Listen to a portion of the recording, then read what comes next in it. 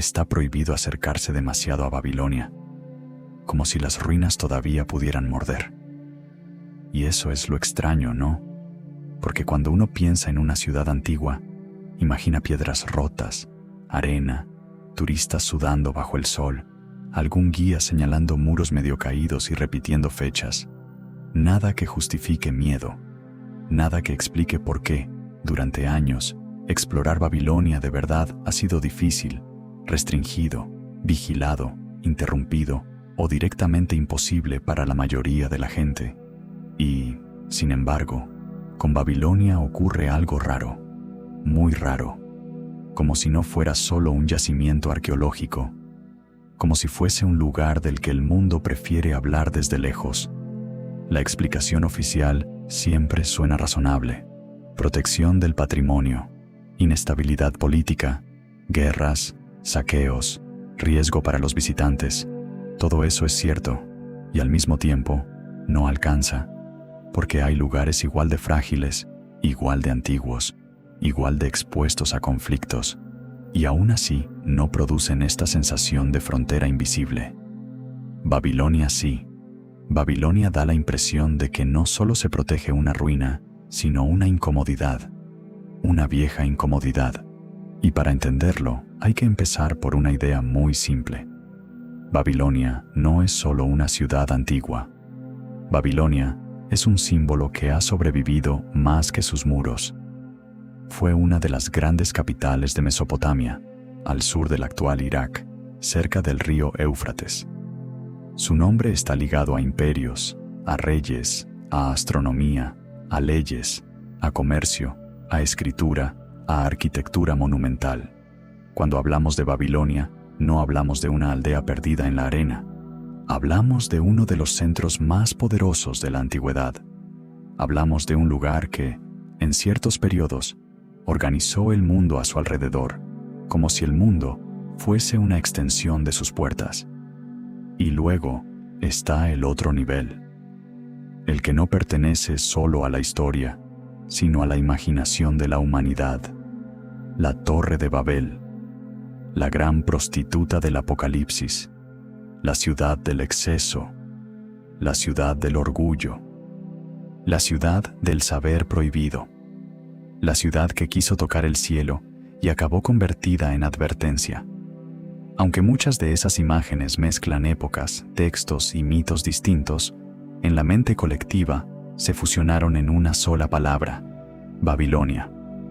Y una vez que una ciudad deja de ser solo ciudad y se convierte en idea, excavarla ya no es solo estudiar el pasado, es tocar una herida cultural. Eso ya bastaría para explicar parte del misterio, pero no todo, porque la Babilonia histórica también es incómoda por razones muy concretas.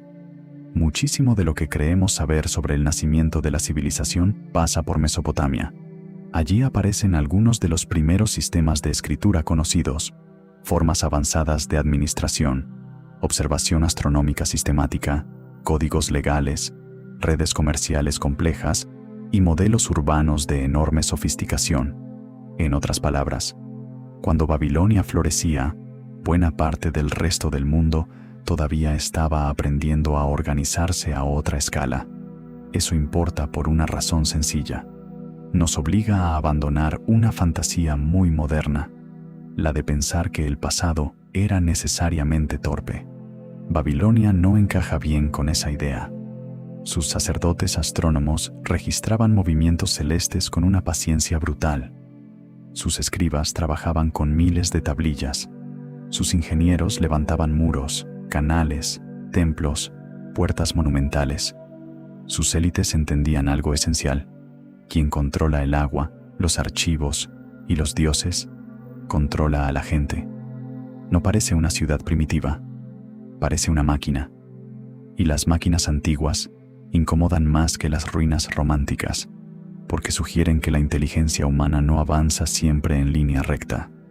A veces florece, desaparece, se fragmenta y vuelve a aparecer siglos después. A veces, una civilización sabe hacer cosas que la siguiente tarda mucho en comprender o reproducir del todo. Mesopotamia está llena de esa sensación. Babilonia también. Por eso, cada tablilla importa. Cada estrato, cada ladrillo sellado, cada inscripción. No son simples restos, son piezas de un rompecabezas sobre el origen del poder, del conocimiento y de la religión política. Y eso convierte a Babilonia en un campo minado intelectual. Ahora bien, la pregunta sigue ahí. ¿Por qué se prohíbe a la gente explorarla? ¿Es verdad en sentido literal? No exactamente como en una película, con un cartel que diga «prohibido conocer la verdad». La realidad, como siempre, es más elegante y más irritante.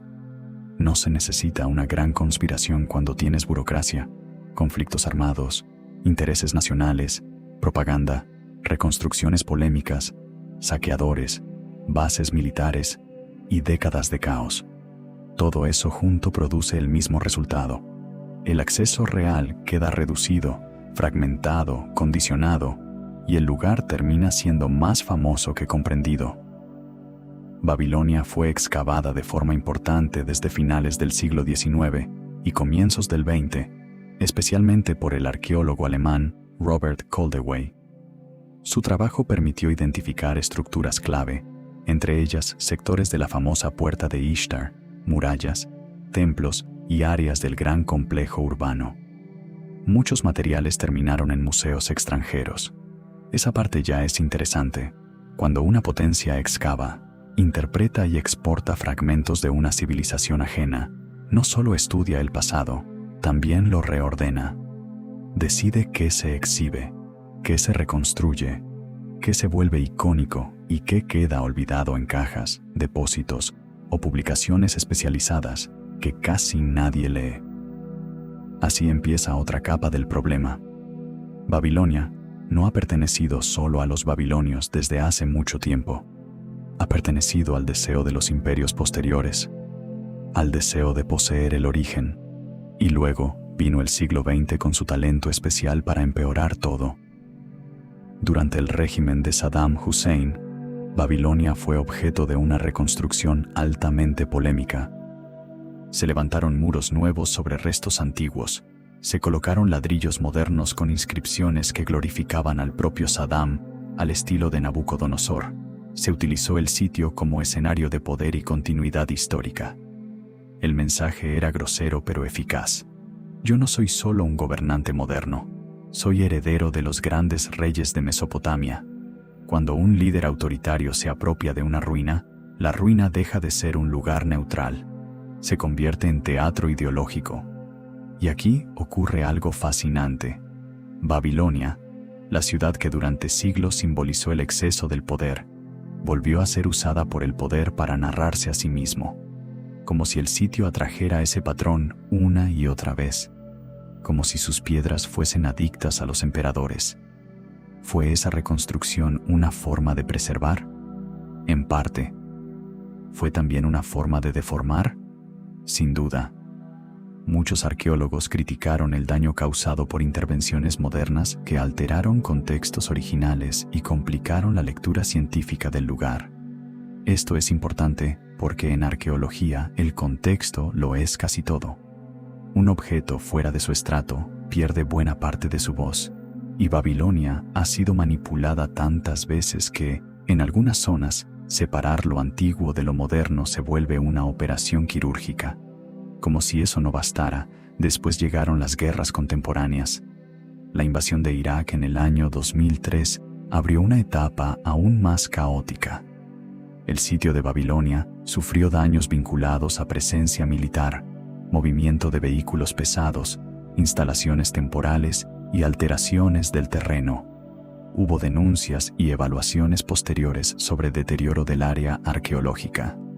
De pronto, tenías una de las ciudades más simbólicas del mundo antiguo, atrapada entre propaganda nacionalista, conflicto internacional, negligencia y urgencia militar.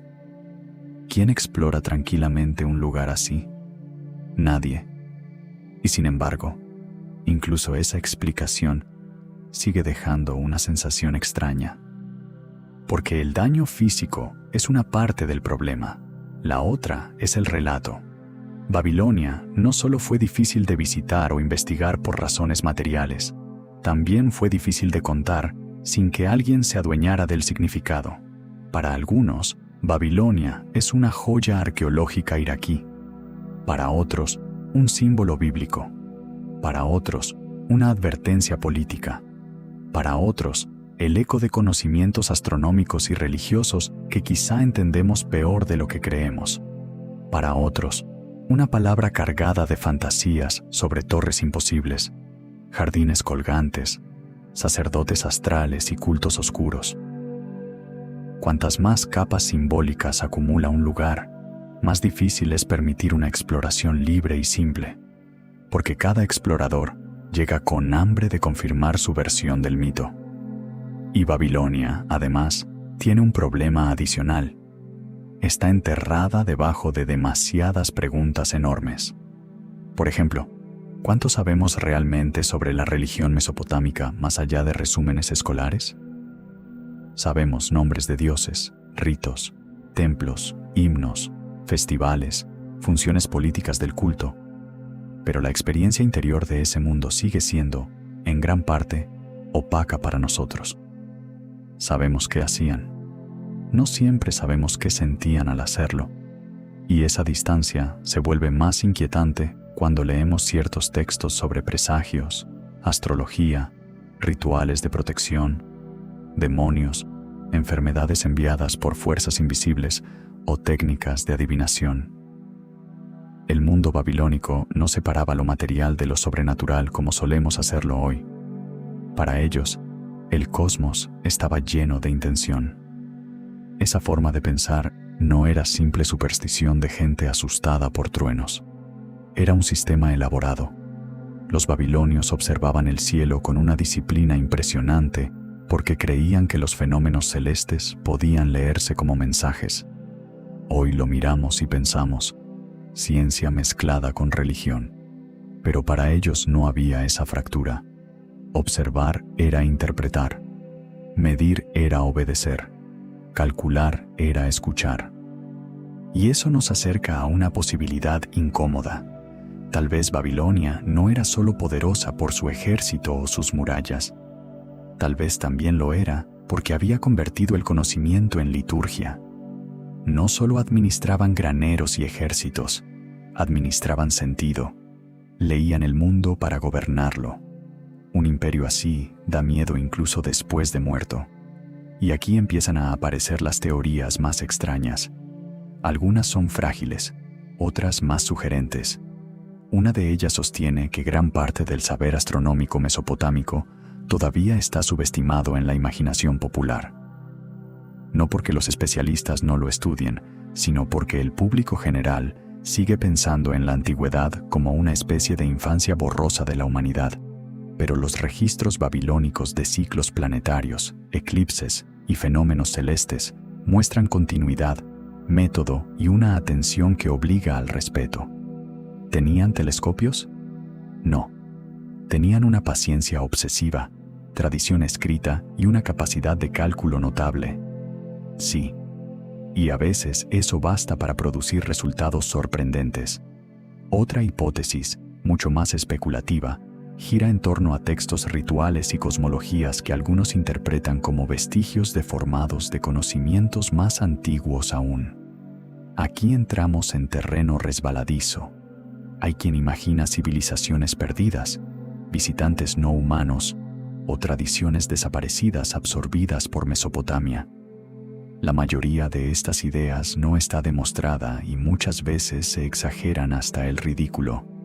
Pero conviene no caer en el error contrario, burlarse de todo lo que suene extraño solo porque incomoda. La historia antigua está llena de hallazgos que parecían imposibles hasta que dejaron de parecerlo. Y Babilonia, con su fama gigantesca y su acceso limitado durante largos periodos, es el hábitat perfecto para que nazcan mitos de archivo sellado, tablillas desaparecidas y cámaras no exploradas. ¿Existen pruebas sólidas de una gran supresión mundial de secretos babilónicos? No.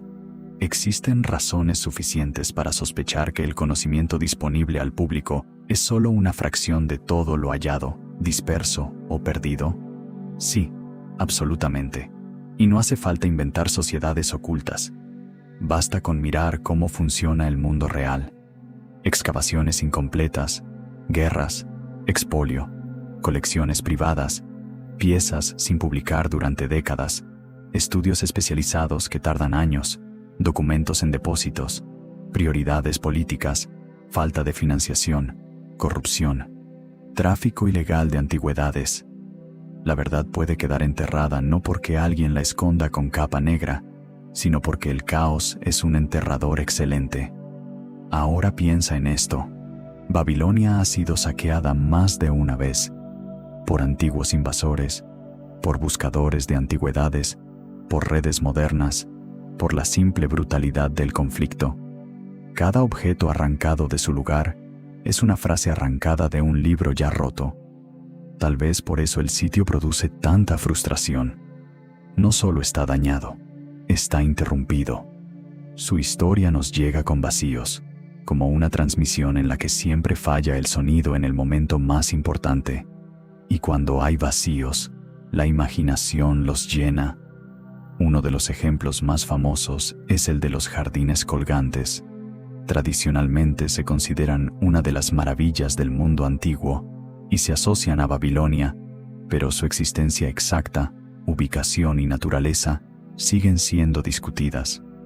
Hay investigadores que han cuestionado si realmente estuvieron allí, tal como la tradición posterior los describe, o si parte del relato mezcla memorias de otras ciudades como Nínive.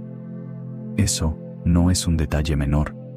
Significa que incluso los elementos más célebres vinculados a Babilonia pueden estar envueltos en malentendidos heredados durante siglos. Y aquí aparece una idea deliciosa y perturbadora. ¿Y si parte de lo que buscamos en Babilonia no está allí porque nunca estuvo allí? Mientras otras cosas que sí estuvieron allí, todavía no sabemos verlas.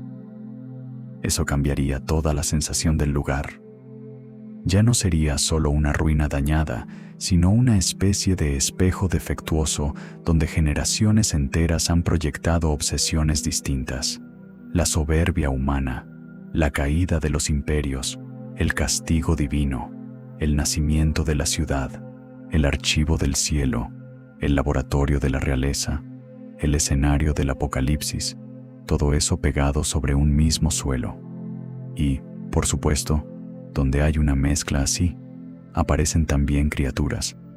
No hablo de monstruos de película, sino de esas entidades del imaginario mesopotámico que vivían a medio camino entre la enfermedad, el presagio y lo demoníaco. Pazuzu, por ejemplo, hoy convertido casi en estrella del terror pop por caminos bastante extraños, pertenecía a un universo mucho más complejo. No era una simple bestia maligna en el sentido moderno. Podía ser temido y a la vez invocado como protección contra otras fuerzas peores. En Mesopotamia, el mal no siempre se combatía con pureza abstracta, sino con jerarquías de peligros. A veces un demonio servía para espantar a otro. Elegante sí, tranquilizador no. Esto importa porque rompe nuestra costumbre de dividir el mundo antiguo en categorías limpias. Religión aquí, medicina allá, magia por un lado, política por otro. En Babilonia, todo eso se tocaba. Un amuleto podía ser medicina. Un ritual podía ser administración del miedo. Un presagio podía influir en decisiones de Estado. Un eclipse no era solo un eclipse, si el rey creía que el cielo le estaba enviando una amenaza. Explorar Babilonia, entonces, no es solo excavar casas y muros. Es entrar en una lógica mental donde la realidad estaba mucho menos domesticada por nuestras fronteras modernas. Y eso puede resultar más difícil de digerir de lo que parece. Porque, seamos sinceros, nos encanta visitar el pasado siempre que el pasado se comporte de manera decorativa. Nos gusta cuando cabe en vitrinas, cuando produce documentales bonitos, cuando nos hace sentir cultos sin cuestionarnos demasiado. Babilonia no siempre ofrece eso. Babilonia parece susurrar otra cosa, que la civilización nació unida al miedo, al cálculo, al rito y al poder, que desde el principio quisimos contar las estrellas y mandar sobre los hombres al mismo tiempo. Eso no es una postal, eso es una confesión. Y quizá por eso la antigua Babilonia sigue sintiéndose prohibida incluso cuando nadie pronuncia la palabra prohibición, porque explorarla de verdad obliga a mirar un origen menos cómodo del que nos gustaría, no el de una humanidad avanzando alegremente hacia el progreso, sino el de una especie que aprendió muy pronto a mezclar conocimiento, control y mito en la misma copa.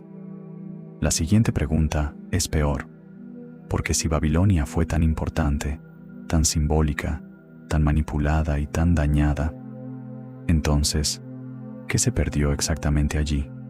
¿Qué tablillas faltan? ¿Qué sectores quedaron alterados antes de estudiarse bien? ¿Qué objetos salieron del país sin contexto? ¿Qué reconstrucciones modernas taparon pistas antiguas?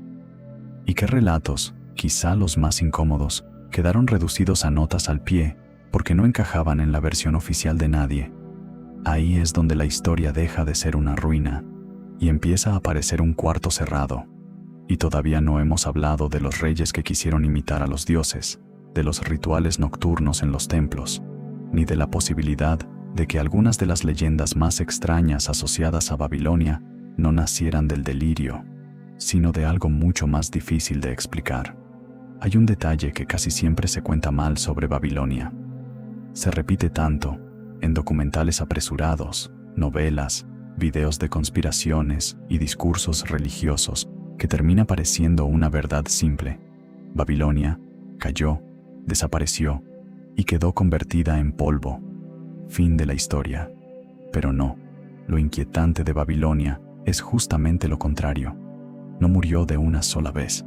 Fue cambiando de dueño, de función, de significado, de idioma, de memoria. Se fue deshaciendo lentamente, como esas estatuas que no se rompen de golpe, sino que pierden primero la nariz, luego una mano, luego el nombre.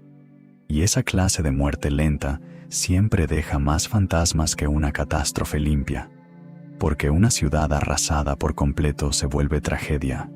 Una ciudad reutilizada, reinterpretada, desmontada por etapas y convertida durante siglos en cantera, símbolo, ruina parcial y escenario político. Se vuelve otra cosa. Se vuelve un palimpsesto. Un lugar donde cada época escribió encima de la anterior, sin borrar del todo lo viejo. Y cuando excavas un sitio así, no extraes una verdad intacta. Extraes capas de manipulación humana. Eso importa muchísimo para responder a la gran pregunta. No es que Babilonia esté prohibida, como una cámara sellada llena de mecanismos ocultos. Es que Babilonia es difícil de explorar, porque ha sido usada demasiadas veces. Cada uso dejó ruido. Cada régimen dejó huellas. Cada lectura del lugar agregó una capa nueva. Y cuando un sitio carga demasiadas capas, el acceso físico es solo una parte del problema. La otra parte es que incluso cuando entras, ya no sabes si estás viendo la ciudad antigua o la puesta en escena posterior. Pensemos en Nabucodonosor. Segundo, el rey más asociado a la grandeza babilónica.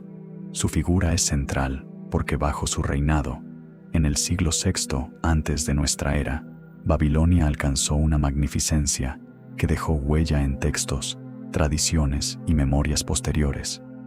Fue el tiempo de construcciones monumentales, de expansión imperial, de intensa actividad religiosa, administrativa y simbólica. Los nombres de la puerta de Ishtar, la vía procesional, el gran sigurat y los palacios se asocian a esa etapa de esplendor. Esto es importante porque cuando la gente imagina Babilonia, casi siempre imagina la Babilonia de Nabucodonosor, aunque muchas veces sin saberlo. Pero aquí viene lo incómodo. Conocemos a ese mundo a través de restos fragmentarios, inscripciones oficiales, textos administrativos, registros religiosos, relatos ajenos y muchas reconstrucciones modernas. En otras palabras, lo vemos a través del filtro del poder y del tiempo. Y el poder siempre escribe como si fuera eterno.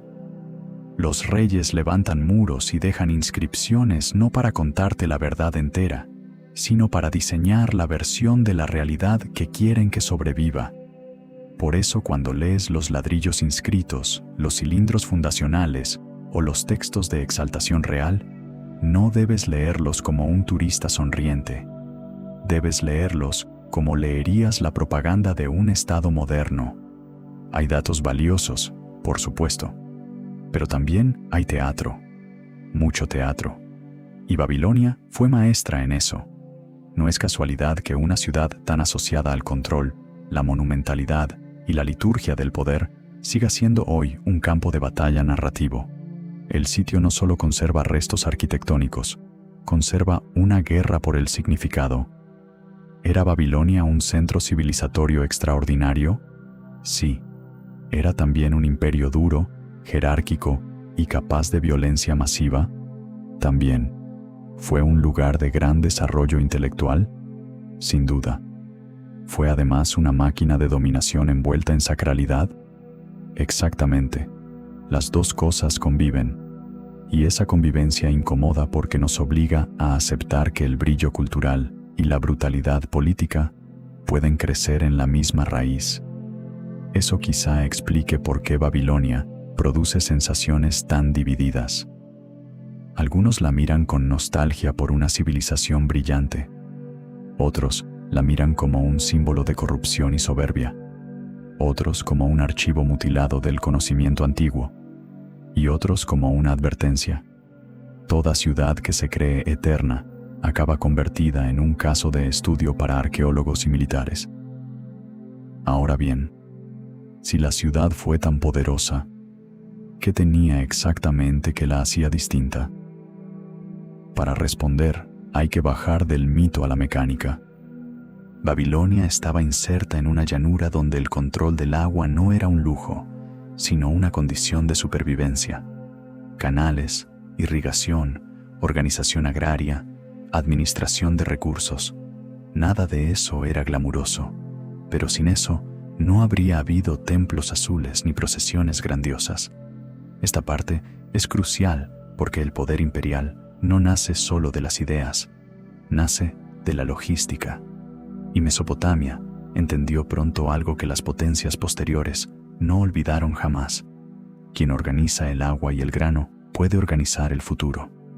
Esa base material sostenía después el resto: burocracia, fiscalidad, ejército, culto, comercio.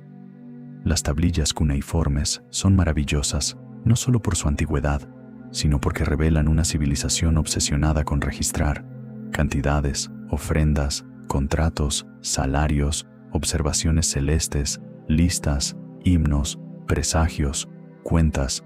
El mundo babilónico escribía porque necesitaba fijar el orden. Eso es importante porque a veces imaginamos la escritura antigua como un instrumento poético o sagrado, cuando muy a menudo fue también una tecnología de control. Y aquí hay un pequeño giro fascinante.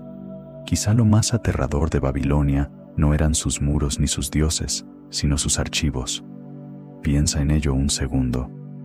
Un ejército intimida, sí. Un templo deslumbra también. Pero un archivo bien llevado permite que el poder sobreviva a la muerte del gobernante.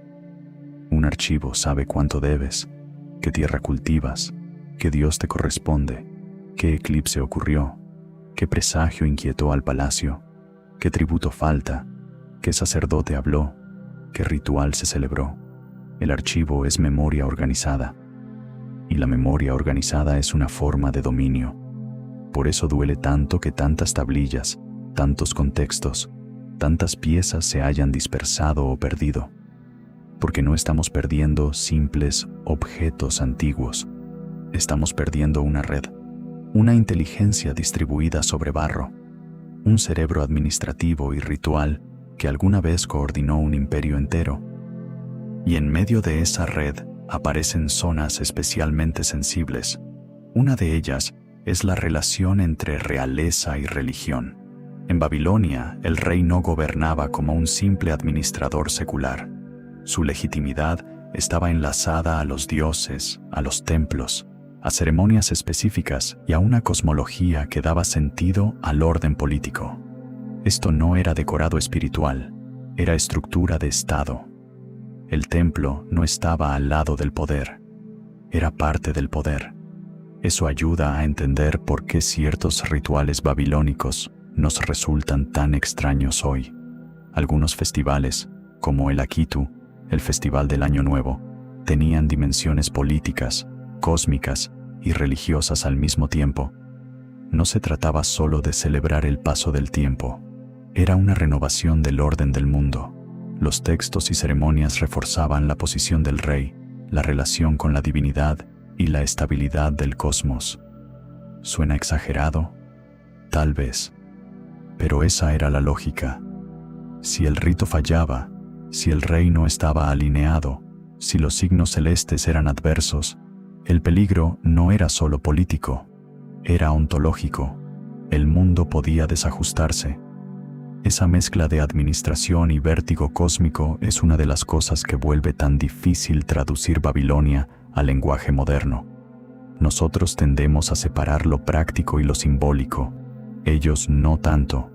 Para ellos, una ciudad no era solo un conjunto de edificios y leyes. Era una estructura colocada bajo el cielo, mantenida por ritos, calendarios, ofrendas y lectura de signos. Gobernar una ciudad así implicaba algo más que mandar, implicaba interpretar el universo. Y cuando una civilización se toma tan en serio la relación entre cielo y poder, inevitablemente aparecen especialistas peligrosos, astrólogos, adivinos, exorcistas, escribas rituales, intérpretes de presagios. No eran figurantes pintorescos, eran técnicos del sentido, podían influir en decisiones reales. Sus observaciones importaban.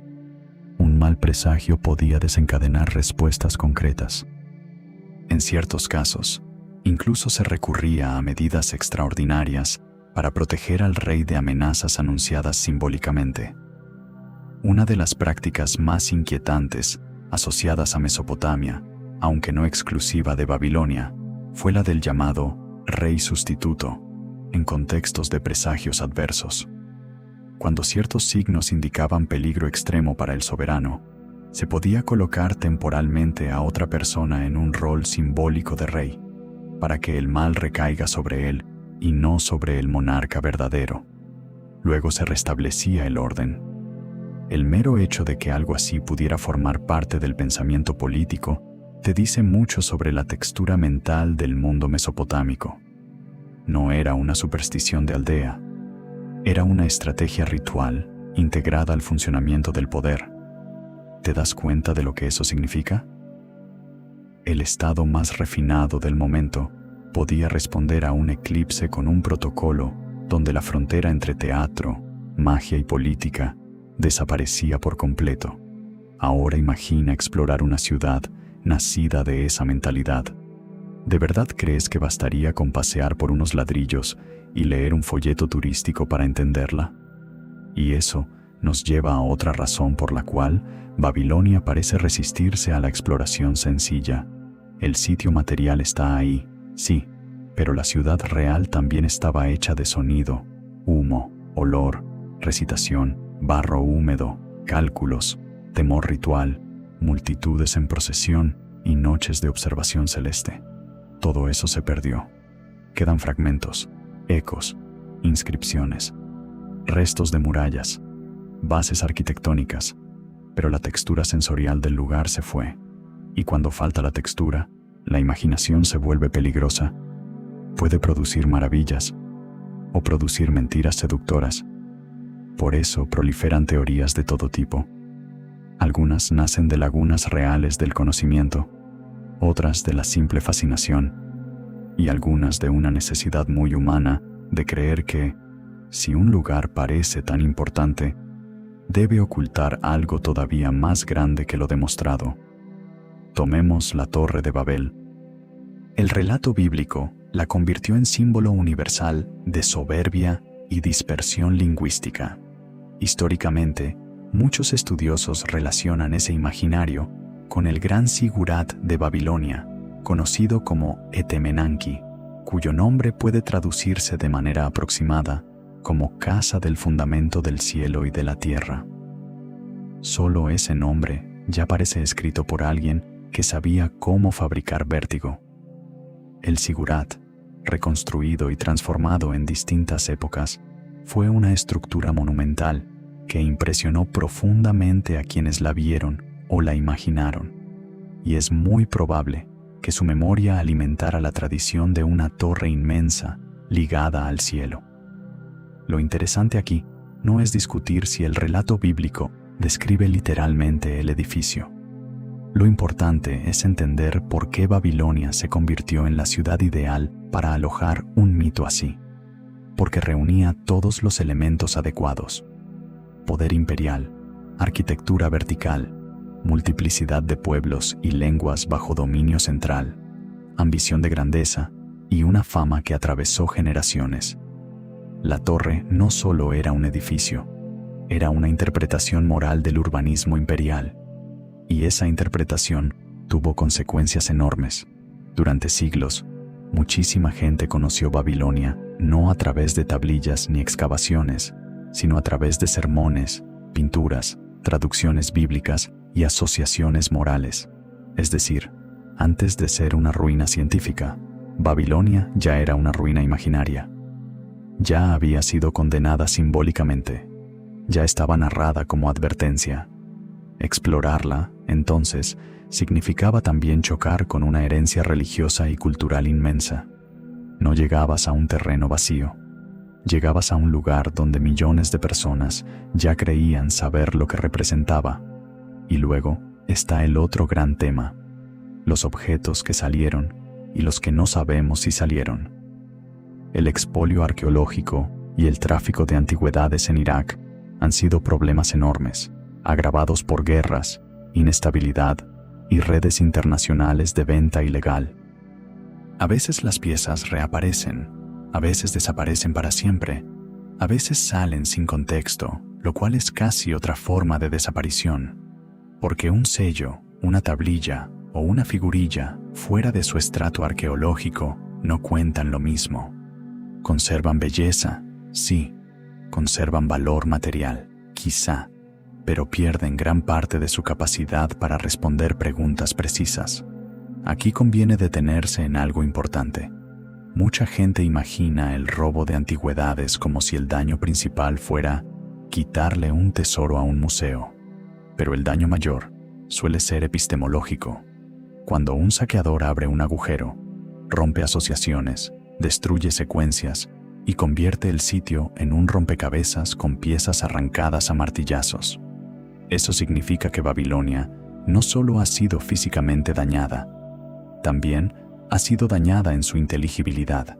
Se la ha vuelto más difícil de leer, y esa dificultad de lectura alimenta el aura de lo prohibido, porque cuanto menos claro es un sitio, más fácil resulta narrarlo como secreto, y cuanto más secreta parece una ruina, más apetito produce. De ahí nacen también las fantasías sobre cámaras selladas, bibliotecas perdidas y textos capaces de cambiar la historia. Conviene ser prudentes. No hay base sólida para afirmar que exista una gran sala oculta de Babilonia esperando revelar verdades absolutas. Pero sería ingenuo suponer que todo lo relevante ya fue hallado, publicado y comprendido. Muchísimo depende todavía de trabajo arqueológico cuidadoso, conservación, revisión de materiales excavados hace décadas y publicación seria de corpus dispersos. El pasado no se revela de una sola vez. A veces pasa un siglo dentro de una caja antes de que alguien formule la pregunta correcta. Eso quizás sea lo más misterioso de todo. No siempre es la piedra la que esconde el secreto. A veces es el catálogo.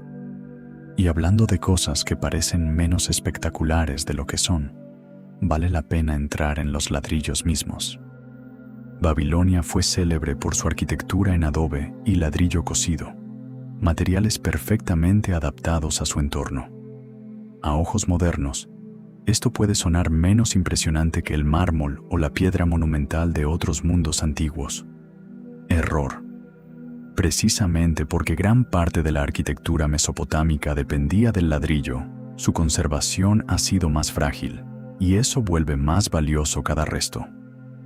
Además, la decoración vidriada de elementos como la puerta de Ishtar muestra una sofisticación visual impresionante. Leones, toros, dragones sobre azul intenso. No era una ciudad gris de barro triste. Era una ciudad que sabía utilizar el color como tecnología de asombro. Eso no es menor. El color también gobierna. El brillo también disciplina.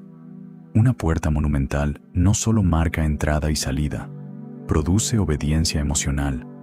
Le dice al visitante: has entrado en un lugar donde la escala humana ya no manda. Y aquí quiero que imagines una escena. No la Babilonia de postal, sino una mañana real. Polvo fino, sonido de animales, olor de río y arcilla, funcionarios, cargadores, sacerdotes, comerciantes, extranjeros, escribas encorvados, mensajeros, soldados. A lo lejos, un relieve vidriado captura la luz. Más allá, un templo acumula cantos antiguos. En otro sector, alguien interpreta un signo celeste con manos tensas. En un patio administrativo se cuentan raciones. En un santuario se pide protección contra enfermedades y demonios.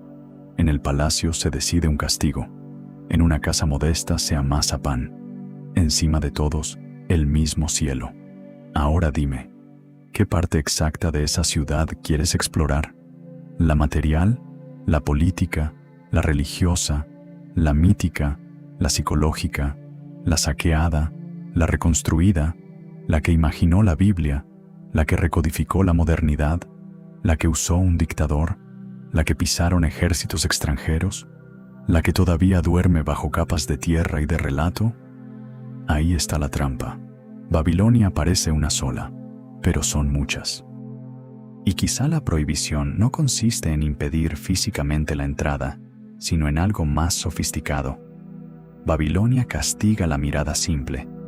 Obliga a quien se acerca a aceptar contradicciones. Te promete maravillas y te entrega archivos rotos. Te vende el mito de una ciudad maldita y te obliga a estudiar irrigación. Te tienta con demonios y te enfrenta con administración. Te deslumbra con azul vidriado y luego te recuerda que el barro sostiene al imperio. Te hace pensar en una torre que toca el cielo y enseguida te pone delante una tablilla de cuentas.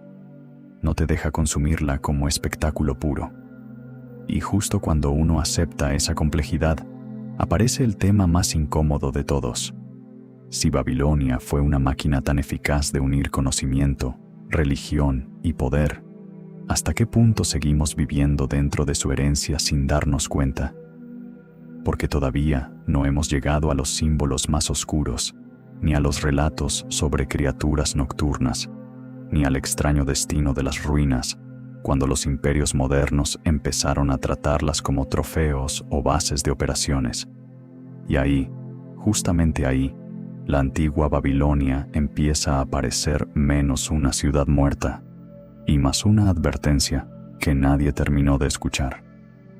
Hay una imagen que persigue a Babilonia desde hace siglos, la de una ciudad tan brillante por fuera que nadie veía el precio de su brillo por dentro. Y eso no es solo una metáfora bonita para cerrar documentales con música grave, es una clave de lectura. Porque cuanto más miras la historia babilónica, más notas que su verdadero misterio no está únicamente en lo que construyó, sino en la manera en que convirtió la grandeza en una forma de obediencia. Las ciudades antiguas no eran solo lugares donde la gente vivía, eran máquinas para organizar la percepción. Te enseñaban dónde mirar, qué temer, a quién venerar, cuándo callar, cuándo celebrar, cuándo pagar, cuándo arrodillarte y hasta cómo interpretar una tormenta. Babilonia, en ese sentido, fue una maestra brutal. Sus muros no solo protegían, sus puertas no solo decoraban, sus templos no solo albergaban culto.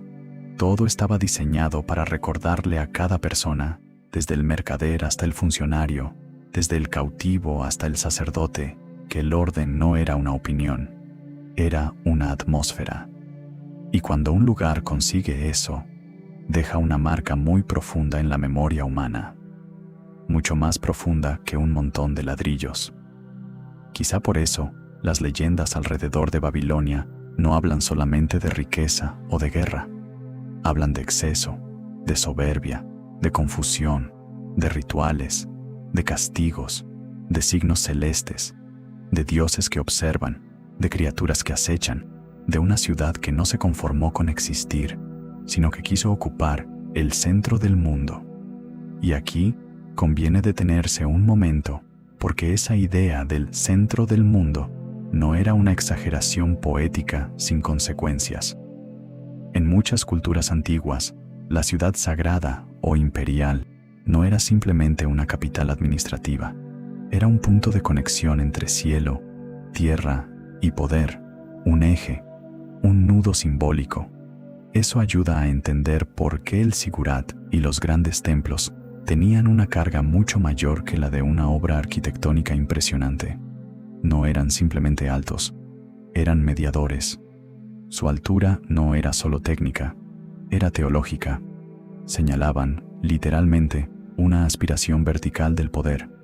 Si el mundo tiene un orden, y ese orden puede leerse, administrarse y representarse, entonces el imperio que domina ese centro no gobierna solo cuerpos, gobierna significado. Y cuando el poder quiere gobernar significado, aparecen inevitablemente los especialistas en lo invisible. Aquí es donde Babilonia entra en una zona que a muchos les resulta fascinante y a otros les da alergia intelectual, la de los exorcismos, los demonios, los amuletos y los rituales protectores.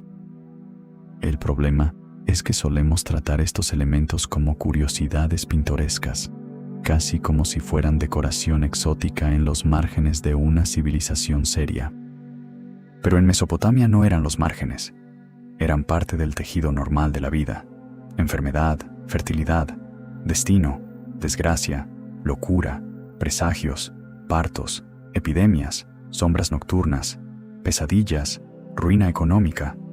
Todo eso podía leerse en una clave donde lo espiritual, lo corporal y lo social se mezclaban. Tomemos una figura célebre y profundamente malentendida, la Mashtu.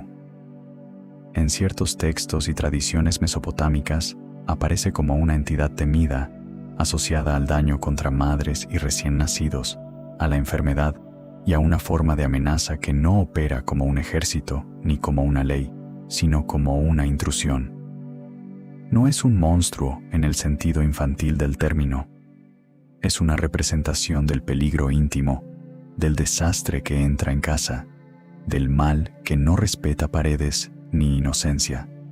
Y justamente por eso se desarrollaron prácticas rituales, fórmulas y amuletos para protegerse.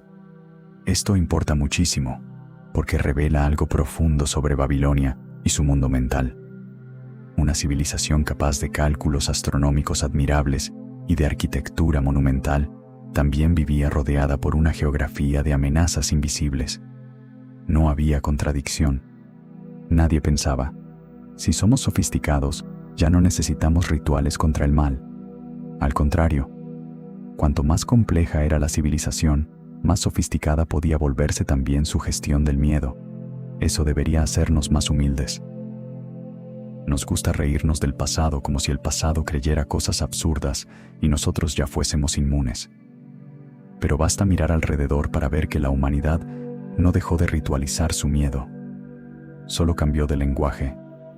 Ahora hablamos de algoritmos, mercados, colapsos sistémicos, bioseguridad, información contaminada, manipulación masiva. Cambiamos los nombres, sí, pero seguimos construyendo sistemas para detectar señales, conjurar riesgos y sentir que alguien, en alguna sala, está leyendo correctamente el caos. Babilonia no nos queda tan lejos como a veces fingimos. Y sin embargo, hay una diferencia crucial. En el mundo babilónico, esa lectura del caos estaba asumida como parte oficial del orden. Había especialistas reconocidos para tratar presagios, rituales, enfermedades de origen no evidente y amenazas que no cabían en una explicación puramente material. Eso convierte a la ciudad en algo más inquietante que una simple potencia militar. La convierte en un laboratorio donde el poder estatal y la interpretación de lo invisible trabajan juntos. No es difícil entender por qué una ciudad así pudo producir una reputación tan grande. Lo difícil es no exagerarla, porque en el momento en que dices Babilonia, dioses, demonios, astrología, rituales nocturnos, la imaginación popular se dispara como un caballo asustado. De pronto aparecen teorías sobre portales, entidades extraterrestres, conocimientos imposibles, tecnología disfrazada de magia y toda clase de fantasías de supermercado esotérico. Conviene respirar. La historia antigua ya es lo suficientemente extraña, sin necesidad de disfrazarla de ciencia ficción barata. Pero tampoco hay que vaciarla hasta volverla inofensiva. Por ejemplo, sabemos que ciertos textos mesopotámicos muestran un grado notable de sistematicidad en la observación de signos y presagios. Sabemos que existían colecciones extensas de omenología, es decir, de interpretación de señales, celestes, fisiológicas, políticas, naturales.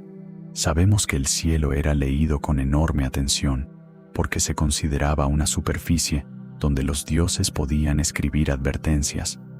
Y sabemos que este tipo de lectura no quedaba encerrada en la superstición privada, sino que podía influir en decisiones de alto nivel. Eso ya es bastante impresionante. No hace falta inventar más para sentir el vértigo.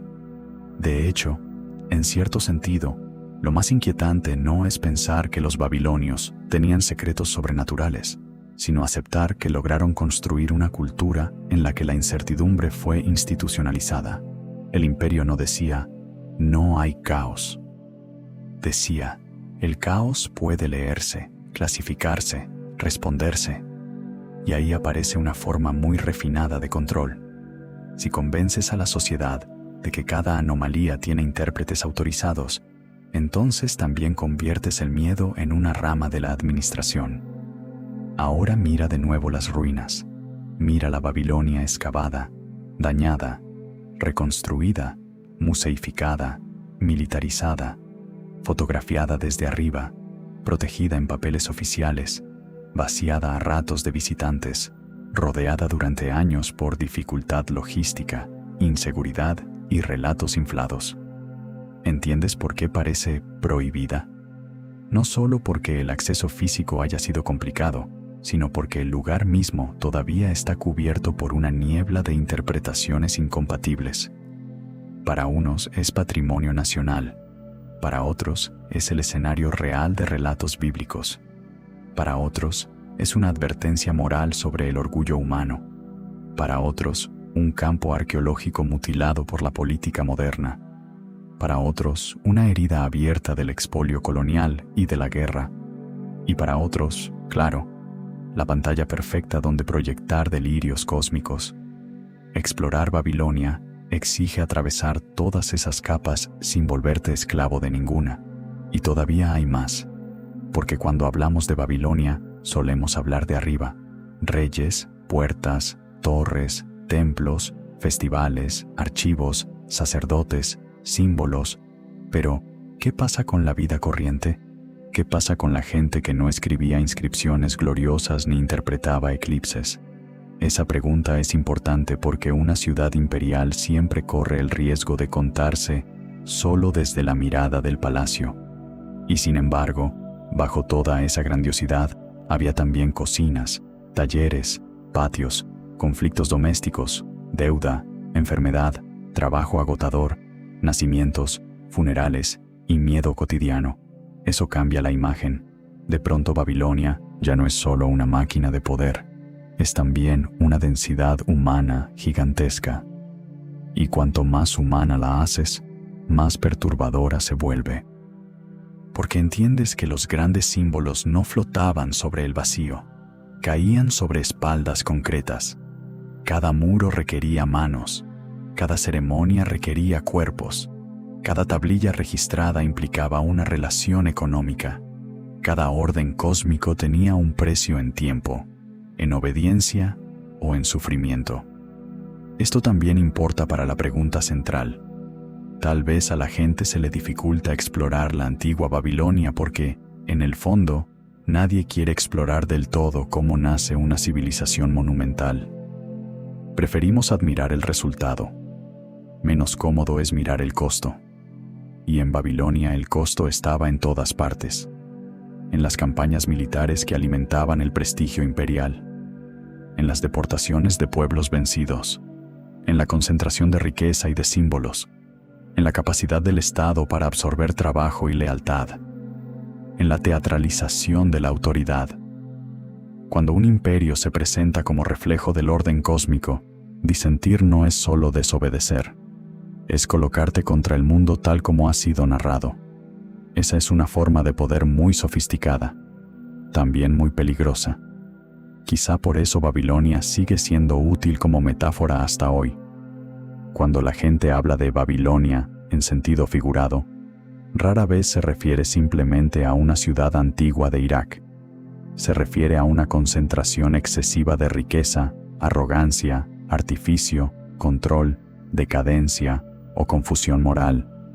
El nombre se desprendió de sus coordenadas geográficas y se convirtió en un código. Eso demuestra algo extraordinario. La ciudad cayó, pero su función simbólica siguió viva. Ahora bien, toda gran metáfora acaba deformando aquello de lo que nació, y Babilonia sufrió esa deformación durante siglos. Piensa en cuántas personas conocen la palabra Babilonia sin tener la menor idea de dónde estaba exactamente, cómo funcionaba su escritura, o qué diferencia hubo entre periodos históricos distintos. Piensa en cuántos la asocian automáticamente con pecado, caos o torre, sin saber casi nada de su astronomía, su burocracia, sus redes hidráulicas o sus festivales. Eso significa que la ciudad real fue cubierta por una segunda ciudad, hecha de imaginación religiosa, política y literaria. Una Babilonia de símbolos superpuesta a la Babilonia de arcilla. Y aquí aparece una consecuencia decisiva. Cuanto más famosa se vuelve una ruina por su mito, más difícil es proteger su verdad material. Porque todo el mundo llega buscando una confirmación de lo que ya cree. El creyente quiere ver la advertencia divina. El conspiranoico quiere ver el secreto oculto. El nostálgico quiere ver el esplendor perdido. El nacionalista quiere ver la prueba del pasado glorioso. El imperio moderno quiere ver un trofeo. El turista quiere ver algo que se parezca a las fotos. El algoritmo quiere un titular. Y la arqueología, mientras tanto, pide algo mucho menos sexy. Contexto, paciencia, estratigrafía, conservación, publicación rigurosa, discusión lenta. No es difícil adivinar cuál de esos deseos suele perder, y por eso la historia de Babilonia, en época moderna, tiene algo casi trágico. No bastaba con que el lugar cargara una fama inmensa desde la antigüedad y la tradición bíblica. Además, tuvo que atravesar la codicia arqueológica internacional, los usos ideológicos del Estado moderno, la violencia de la guerra contemporánea y la fragilidad de un patrimonio sometido a demasiadas manos. Es como si nunca la hubieran dejado ser simplemente una ciudad muerta. Siempre alguien quiso usarla para algo. Eso incluye, por supuesto, a los ejércitos modernos. Hay algo casi obsceno en el hecho de que uno de los grandes emblemas de la civilización antigua terminara implicado en escenarios militares contemporáneos, no solo por el daño material, también por lo que simboliza. Una ciudad que alguna vez representó el máximo refinamiento imperial convertida, siglos después, en una pieza más dentro del engranaje de conflictos modernos, con vehículos pesados, posiciones estratégicas y prioridades que poco tienen que ver con la arqueología. Es una escena tan brutalmente humana que casi parece escrita para demostrar que no aprendimos nada. Y sin embargo, sería demasiado fácil convertir esa escena en una simple moraleja sobre barbarie moderna. La realidad es más amarga. Babilonia ya había sido, muchas veces, el teatro donde el poder se exhibe, se legitima y se protege a sí mismo. En cierto modo, los usos modernos del sitio no traicionan del todo su historia. La continúan, aunque de una forma tristísima. ¿No es eso lo más perturbador? Que el lugar donde una vez se unieron poder, propaganda y orden simbólico siga siendo utilizado por poderes posteriores para sus propios relatos. Como si Babilonia tuviera una maldición muy racional: atraer a quienes desean heredar su aura. Eso ayuda también a entender por qué ciertas teorías delirantes pegan tanto con el sitio. Cuando un lugar ya parece excesivo por sí mismo, cualquier añadido fantástico encuentra terreno fértil. Hablar de tablillas perdidas que podrían reescribir la historia, de cámaras enterradas, de cultos secretos o de saberes proscritos, se vuelve casi inevitable. No porque todo sea cierto, sino porque el escenario parece pedirlo. Babilonia es tan grande en el imaginario que mucha gente siente que la historia documentada no basta. Quieren una capa más, un último secreto, una cerradura final, y quizá el secreto más grande sea más simple y más duro. Quizá lo que Babilonia oculta no es una tecnología imposible, ni una verdad sobrenatural suprimida, sino la evidencia incómoda de que civilización y dominación crecieron juntas desde muy temprano.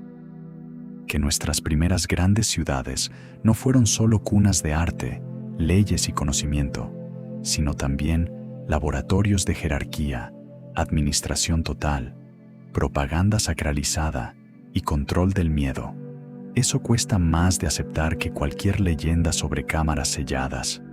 Porque si eso es verdad, entonces Babilonia no es solo pasado, es un espejo. Y ese espejo se vuelve todavía más oscuro cuando llegamos al tema de la caída. No la caída militar puntual, no la entrada de un conquistador o el fin de una dinastía, sino la caída más profunda, la transformación del centro del mundo en una ruina que otros visitan, interpretan y explotan. Toda ciudad imperial teme eso. Toda ciudad cree, en algún nivel, que está por encima de esa humillación. Babilonia no lo estuvo. Su fama sobrevivió a su poder. Su símbolo sobrevivió a su población. Su nombre sobrevivió a sus funciones. Pero la ciudad misma se volvió fragmento. Y hay algo casi insoportable en eso. Una civilización que quiso ordenar el cosmos termina dependiendo de excavadores, restauradores, académicos, gobiernos inestables, fondos internacionales y decisiones burocráticas para que no se deshaga del todo. El centro se vuelve periferia. El archivo del cielo termina necesitando techos de protección y planes de conservación. Esa inversión de destino es tan brutal que casi parece una lección escrita por un dios con sentido del humor negro. Pero todavía falta la última zona del laberinto, la más extraña, la que mezcla los relatos sobre el coloso bíblico, los reyes que soñaron demasiado alto, los objetos dispersos, las reconstrucciones sospechosas, y una pregunta que resulta casi ofensiva por lo mucho que incomoda. ¿Y si la prohibición de explorar Babilonia no se debe solo al peligro físico o político, sino al hecho de que cuanto más la miras, más se parece a nosotros? Y aquí llegamos a la parte más incómoda de todas, no a la más espectacular, no a la que mejor queda en una miniatura con letras rojas y una flecha apuntando a un agujero en la arena. La más incómoda, porque después de recorrer el poder, los templos, los archivos, las guerras, los saqueos, los símbolos y las criaturas que acechaban en la imaginación mesopotámica, la pregunta final ya no es qué oculta Babilonia. La pregunta final es, ¿por qué necesitamos tanto que Babilonia oculte algo? Piénsalo bien.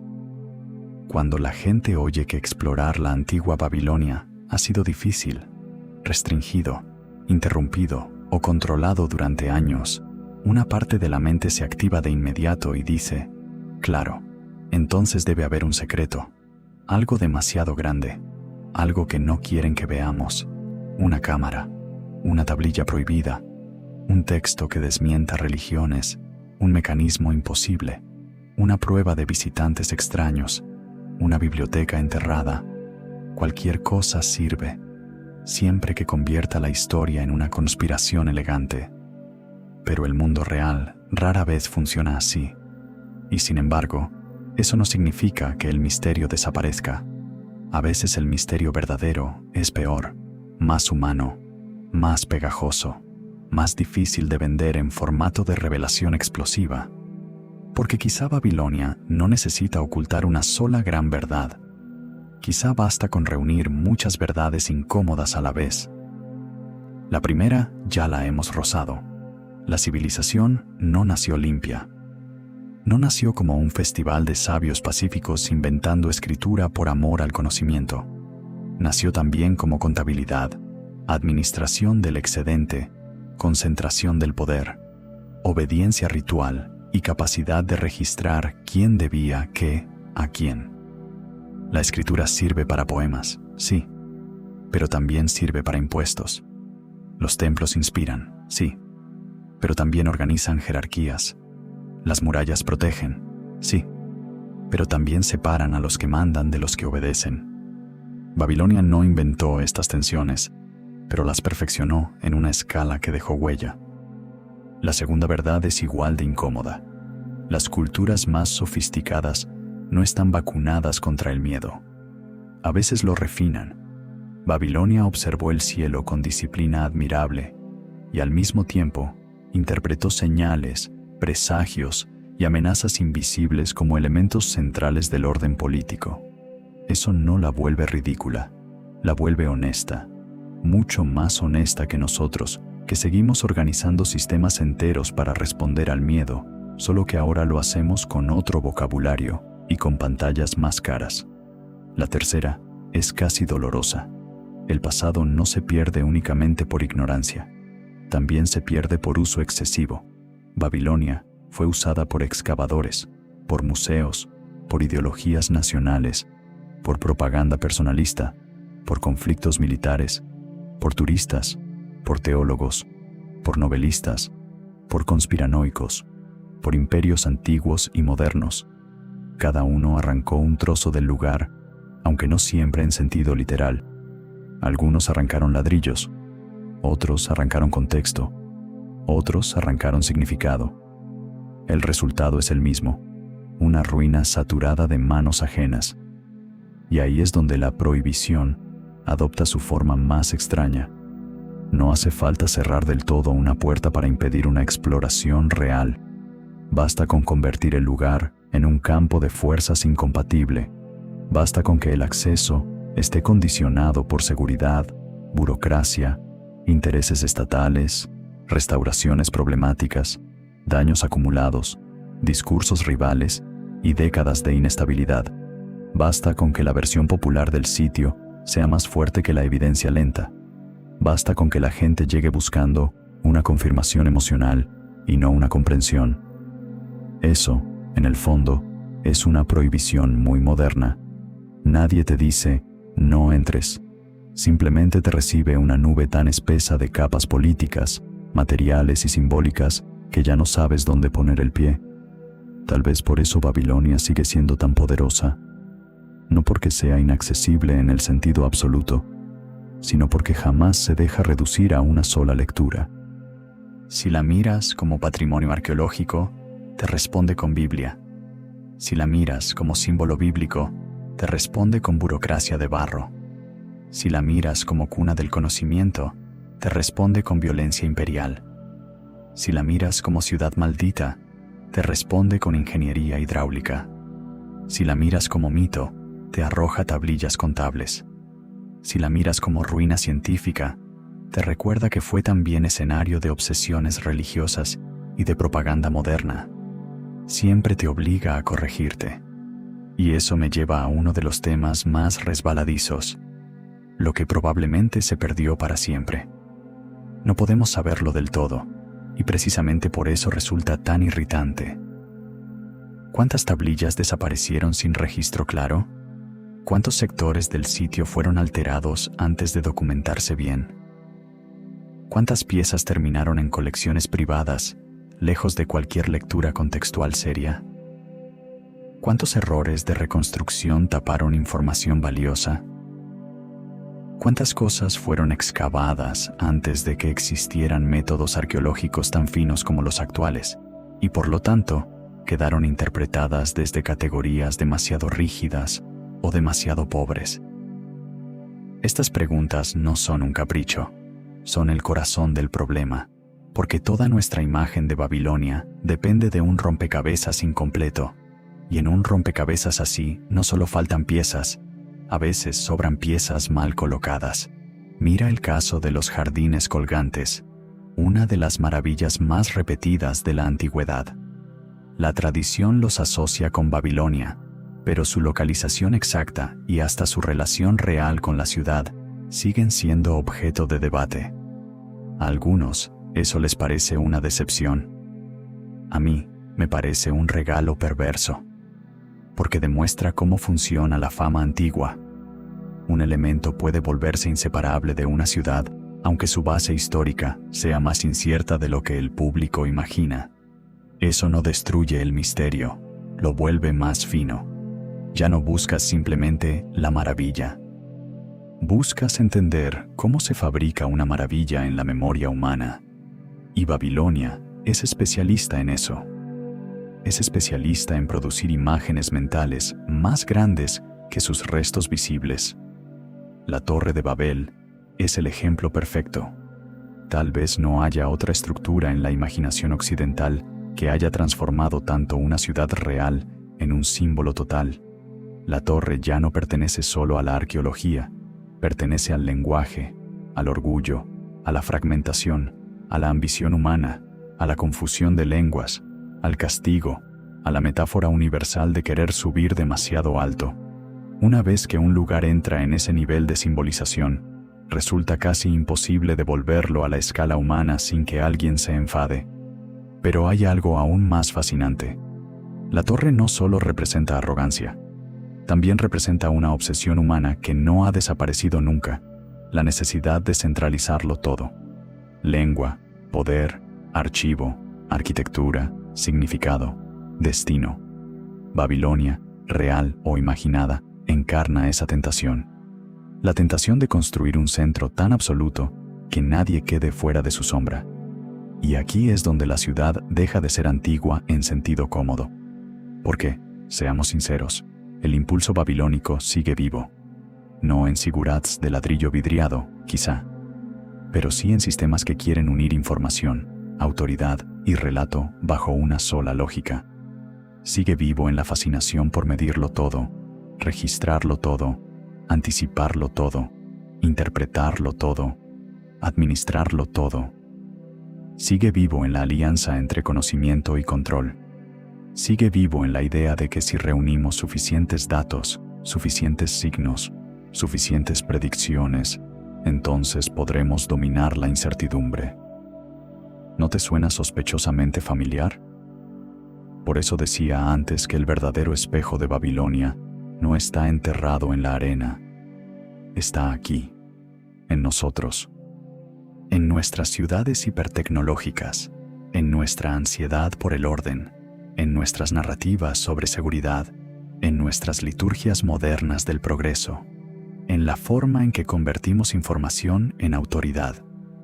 Cambian los materiales, cambian los dioses, cambian las interfaces. El impulso profundo no cambia tanto.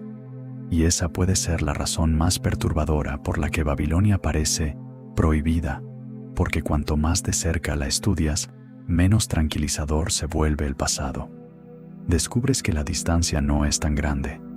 Descubres que la mezcla de saber, miedo, burocracia y poder no era una rareza exótica de pueblos remotos, sino un patrón recurrente de la civilización. Es más fácil imaginar una maldición que aceptar eso. Ahora bien, tampoco quiero caer en el gesto barato de decir que somos exactamente iguales que Babilonia, No, las diferencias históricas importan. El mundo mesopotámico no era una versión antigua de nosotros con túnicas y tabletas de barro. Tenía su propia lógica, sus propias cosmologías, sus propios ritmos, su propia relación con la naturaleza, la divinidad y la comunidad. Respetar esa diferencia es esencial. Lo contrario sería otra forma de colonizar el pasado, pero respetar la diferencia no significa negar los ecos. Y algunos ecos son escalofriantes. Por ejemplo, la manera en que los poderes posteriores han necesitado apropiarse de Babilonia para legitimarse. Reyes, imperios, teologías, dictaduras, ocupaciones, museos, relatos nacionales e internacionales. Todos, de un modo u otro, quisieron algo de su aura, como si controlar Babilonia, o al menos su imagen, ofreciera una especie de certificado de grandeza. Eso no sucede con cualquier ruina. Sucede con aquellas que han quedado instaladas en la imaginación como origen, advertencia o trofeo. Esa lucha por la imagen del pasado es una de las cosas más difíciles de explicar al gran público, porque parece abstracta, pero no lo es. Tiene consecuencias concretas. Determina qué se financia, qué se conserva, qué se exhibe, qué se destruye por omisión, qué se narra en escuelas, qué se muestra en museos, qué se convierte en icono y qué se deja pudrir en almacenes. Quien controla el relato del pasado no controla solo la memoria, controla una parte del presente. Babilonia lo sabía, y por eso Babilonia sigue siendo peligrosa. No peligrosa en el sentido de una energía maldita que salga del suelo, aunque admito que eso vendería bastante bien. Peligrosa porque muestra con demasiada claridad que las ruinas no son neutrales. Nunca lo fueron. Un ladrillo antiguo puede ser usado para aprender o para mandar. Una reconstrucción puede proteger o deformar. Un hallazgo puede iluminar o ser instrumentalizado. Una ciudad muerta puede seguir produciendo obediencia si su símbolo cae en las manos adecuadas. Y ahora, llegamos a la parte que más me interesa, la menos ruidosa, la que no suele aparecer en los videos que prometen la verdad definitiva. ¿Qué pasa si Babilonia no nos está escondiendo nada, sino esperando que dejemos de pedirle una revelación total? Porque también puede ser eso. Tal vez el problema no es la ciudad. Tal vez somos nosotros, educados por siglos de relatos donde todo misterio debe resolverse, todo archivo debe contener una bomba conceptual, toda ruina debe producir un giro final. Pero el pasado real rara vez concede ese placer. A veces te da fragmentos, no epifanías. A veces te entrega contradicciones, no desenlaces perfectos. A veces la única verdad sólida es que hubo esplendor, violencia, inteligencia, miedo, propaganda, belleza y pérdida, todo mezclado sin pedir permiso. Y eso, para una mente hambrienta de respuestas limpias, resulta casi insoportable. Quizá por eso, tantas personas prefieren la versión extrema. No dejan explorar Babilonia porque oculta algo enorme. Es una narrativa más cómoda. Tiene villanos, cerraduras, héroes potenciales. La realidad es más desordenada. No la exploramos plenamente porque la historia, la política, la guerra, el saqueo, la fragilidad material y nuestra propia obsesión con el mito la han cubierto de capas difíciles de atravesar. No hay una sola llave, hay 100, y muchas ya se oxidaron. Sin embargo, no quiero que esto suene a resignación. Al contrario, precisamente porque Babilonia está incompleta, sigue siendo una fuente de preguntas vivas, nuevos estudios, revisiones de materiales excavados hace décadas, avances en conservación, mejor lectura de corpus cuneiformes, análisis del daño moderno, cooperación internacional más seria. Todo eso puede acercarnos más a la ciudad real, no a una fantasía definitiva, a algo mejor, a una complejidad más honesta. Y esa honestidad tiene una belleza rara, porque hay algo profundamente humano en una ruina que se niega a ser simplificada, en un lugar que ha sobrevivido no intacto, sino herido. en una ciudad que fue capital del mundo y terminó convertida en rompecabezas ético, arqueológico y simbólico, en unas piedras que todavía, miles de años después, obligan a discutir sobre poder, memoria, religión, destrucción y conocimiento. No muchas ciudades logran eso después de morir. Así que volvamos a la pregunta del principio. ¿Por qué se prohíbe a la gente explorar la antigua Babilonia? La respuesta fácil sería, por seguridad, por política, por guerra, por conservación. Y sí, todo eso cuenta. La respuesta más profunda sería otra, porque Babilonia no es solo un sitio arqueológico. Es una zona de conflicto entre lo que fue, lo que se dijo de ella, lo que se le hizo y lo que todavía proyectamos encima. Explorarla de verdad significa aceptar que el origen de la civilización es menos limpio, menos heroico y más ambiguo de lo que nos gustaría. Significa reconocer que el archivo puede ser una herramienta de belleza y de dominación, que el conocimiento puede iluminar y someter, que el poder ama vestirse de cosmos, que las ruinas también pueden ser usadas como propaganda y que el pasado no siempre queda atrás, a veces cambia de ropa y sigue caminando entre nosotros. Quizá la antigua Babilonia da tanto miedo por eso, no porque esconda monstruos imposibles bajo la arena, sino porque revela monstruos perfectamente humanos en la superficie de la historia. Y aún así, hay algo casi tierno en ella. Sí, tierno, porque después de tanta grandeza, tanta violencia, tanta apropiación y tanta leyenda, ahí sigue, rota, discutida, incompleta, incapaz de cerrar del todo su sentido, como si incluso la ciudad que quiso tocar el cielo hubiera terminado recordándonos una lección bastante simple. Ninguna construcción humana controla para siempre la historia que deja detrás. Tal vez eso sea lo más sabio que Babilonia puede enseñarnos, que la soberbia siempre quiere una torre, que el poder siempre quiere un archivo, que el miedo siempre quiere intérpretes, que la memoria siempre quiere un dueño, y que al final ninguna de esas cosas permanece intacta. Solo quedan fragmentos, fragmentos de ladrillo, fragmentos de escritura, fragmentos de mito, fragmentos de verdad, y nosotros, siglos después, intentando decidir qué hacer con ellos. Si has llegado hasta aquí, ya sabes que Babilonia no se deja consumir como una simple leyenda de ruinas prohibidas. Es mucho más grande y mucho más incómoda. Es un lugar donde la arqueología toca la teología, donde la política pisa la memoria, donde el mito tapa y revela al mismo tiempo. Y quizá, justamente por eso, sigue fascinándonos tanto, porque en Babilonia no solo buscamos una ciudad antigua, buscamos una respuesta sobre nosotros mismos. Y tal vez por eso nunca terminamos de entrar. Gracias por acompañarme en este viaje hasta una de las ruinas más cargadas de sentido del mundo. Si este recorrido te hizo mirar a Babilonia con otros ojos, si te hizo sospechar un poco más de las explicaciones demasiado simples y te dejó con ganas de seguir excavando, aunque sea con la imaginación y con preguntas más afiladas, entonces este viaje valió la pena. Cuéntame en los comentarios qué te inquieta más de Babilonia, su poder, sus símbolos, lo que pudo perderse, o lo mucho que todavía se parece a nosotros. Y recuerda algo antes de irte. A veces no se prohíbe un lugar porque sea imposible entrar. A veces se vuelve prohibido porque, una vez dentro, ya no sales pensando igual. Nos vemos en el próximo video.